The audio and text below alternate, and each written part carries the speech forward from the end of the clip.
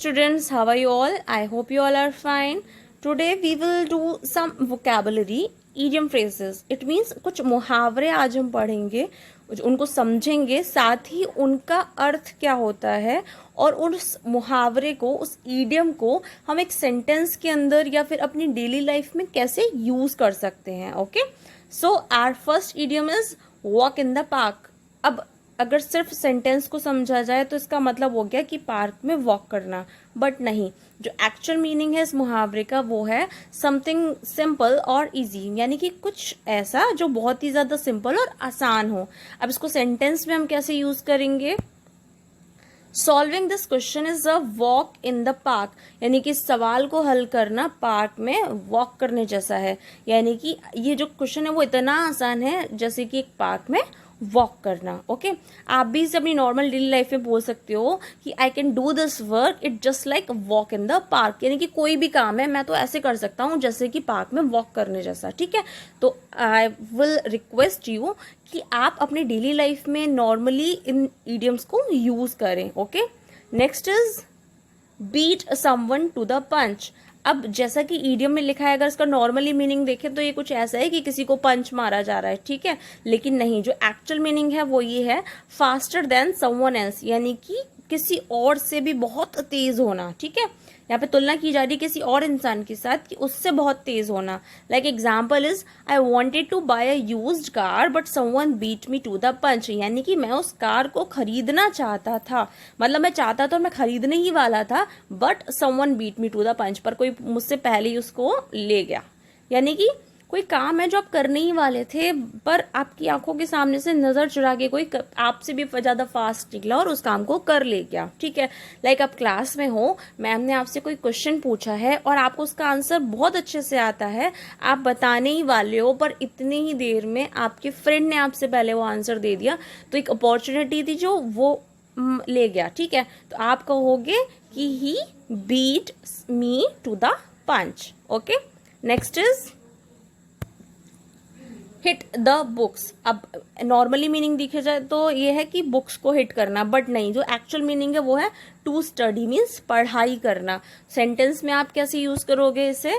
Now I have to hit the books, यानी कि अब मुझे पढ़ना है, अब मुझे पढ़ना पड़ेगा. ठीक है, तो आप अपनी नॉर्मल लाइफ में भी इसे यूज कर सकते हो that I will hit the books, यानी कि मैं पढ़ाई करूंगा, या I have to hit the books, जो भी है ना. आप अपने अकॉर्डिंग सेंटेंस बना सकते हो, बट आपको मतलब पता होना चाहिए. Next is hit the hay to go to bed.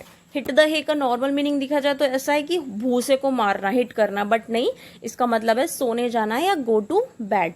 अब सेंटेंस में कैसे यूज करेंगे? I have to get up at 5 tomorrow it's time to hit the hay, यानी कि कल सुबह मुझे 5 बजे उठना पड़ेगा, इसलिए ये समय हो गया है कि मुझे सो जाना चाहिए. तो आप इस तरह से अपने सेंटेंस को बना सकते हो. अब जैसे आपको बेड पे जाना है तो सेम सेंटेंस आप यूज कर सकते हो कि मुझे सुबह जल्दी उठना है तो फिर मुझे बेड पे सोने जाना है. ठीक है, I have to get up early in the morning so it's time to hit the hey.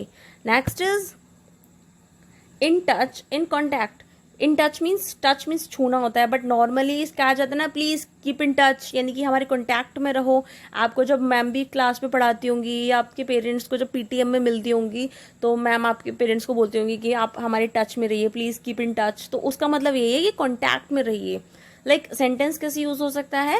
I will be in touch when I get back Saturday night, यानी कि मैं आपके टच में रहूंगा जब मैं सैटरडे नाइट को वापस आ जाऊंगा. या फिर आपकी स्कूल में आपके पेरेंट्स या आपके टीचर आपस में बात करते समय कह सकते हैं कि for further information please keep in touch. Next is make someone's day. किसी का दिन बना देना, किसी को खुश कर देना. So do something pleasing that put someone in a good mood, यानी कि किसी के लिए कुछ ऐसा करना कि उसका मूड बदल जाए, उसका दिन बदल जाए, वो बहुत खुश हो जाए. ठीक है, लाइक आपका बर्थडे है और आपके पापा ने आपको उस दिन बाइसिकल गिफ्ट कर दी, तो सोचिए आपका तो दिन ही बन गया. Your dad make your day. Thanks for the flowers they really made my day, यानी कि आपको किसी ने फ्लावर्स गिफ्ट किए तो आप उससे बोल रहे हो thank you for the flowers they really made my day, इन्होंने मेरा दिन बना दिया. Next is on a roll. Have a consistent run of success, यानी कि किसी की लगातार प्रसिद्धि होते जाना, लगातार उसे सफलता मिलते जाना, उसे कहते हैं on a roll. I am on a roll these days, यानी कि आजकल मैं ऑन अ रोल हूँ because I got a top position in my university examination and got into the top most company.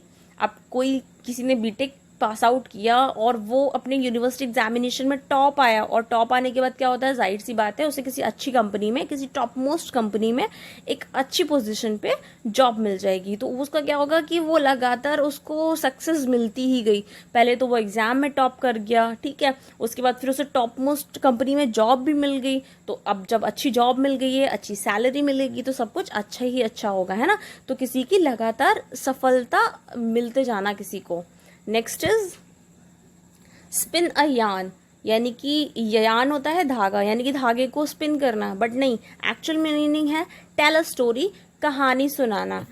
Like example is Sophia spin a yarn about missing the bus getting caught in traffic, यानी कि Sophia एक कहानी कह रही थी जिसके अंदर बस मिस हो गई और वो ट्रैफिक पे कैसे फंस गई। ओके, आप ऐसे ही अपना भी कोई सेंटेंस बना सकते हो। Next is homework time. First of all आपको जितने भी इडियम्स मैंने पढ़ाए हैं आपको लर्न करने हैं, अच्छे से रिवाइज करने हैं, और कोशिश करनी है कि ज़्यादा से ज़्यादा आप उसे अपने डेली लाइफ में कैसे यूज़ कर सकते हो, ठीक है। मेन मोटिव यही है कि यूज़ कैसे करना है, लर्न करके सिर्फ रखना नहीं है, यूज़ करना है ना। Homework time, right the meaning of these idiom phrases, आपको सिर्फ मीनिंग लिखना है। Make someone's day, in touch, walk in the park, hit the books, spin a yarn. I hope you like the class.